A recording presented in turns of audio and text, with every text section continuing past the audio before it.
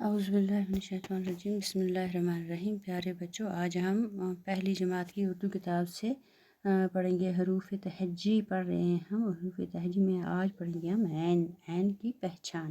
آج عین آپ لکھنا بھی سیکھیں گے اور پڑھنا بھی سیکھیں گے۔ عین کی شکل کیسی ہوتی ہے؟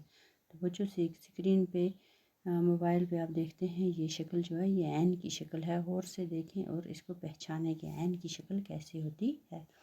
تو آگے جائیں گے۔ عین سے اینک، عین سے عصا، عین سے اینک، عین سے عصا، عین سے اینک، عین سے عصا، عین سے اینک، عین سے عصا، عین سے اینک، عین سے عصا، عین سے اینک، عین سے عصا۔ آگے جائیں گے بچوں۔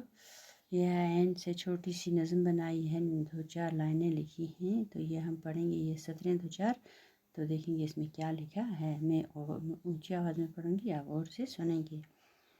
عین سے اینک آنکھوں کی بینائی ہے لاکھوں کی، عصا نہ اٹھائیں گے گیت خوشی کے گائیں گے۔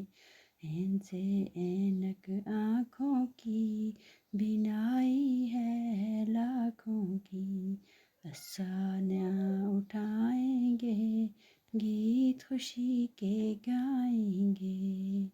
عین سے اینک آنکھوں کی بینائی ہے لاکھوں کی، عصا نہ اٹھائیں گے گیت خوشی کے گائیں گے۔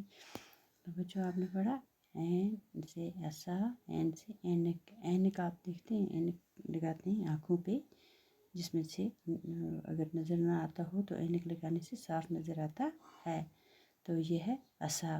عصا ہوگی سوٹی جو ہاتھ میں اٹھاتے ہیں، جس کی جب انسان بوڑھا ہو جاتا ہے تو سوٹی کے بل پہ چلتا ہے، سوٹی اٹھاتا ہے، ایک سائیڈ سے سوٹی پہ وزن ڈالتا ہے اور دوسری طرف سے اپنی ٹانگوں سے بھی چلتا ہے، تو اس کو کہتے ہیں عصا۔ کیا کہتے ہیں؟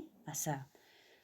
تو بچوں یہی کہتا ہے کہ عین سے اینک آنکھوں کی، کہ آنکھوں پہ جو اینک لگاتے ہیں، بینائی ہے لاکھوں کی، وہ روشنی ہے، بینائی ہوگی روشنی، کہ وہ روشنی ہے لاکھوں کی، اینک لگانے سے صاف دکھائی دیتا ہے۔ عصا نہ اٹھائیں گے، یعنی ہمیں اتنی ضرورت نہیں پڑے گی، ہماری روشنی برقرار رہے گی، ہمیں سوٹی اٹھانے کی ضرورت نہیں پڑے گی، تو گیت خوشی کے گائیں گے۔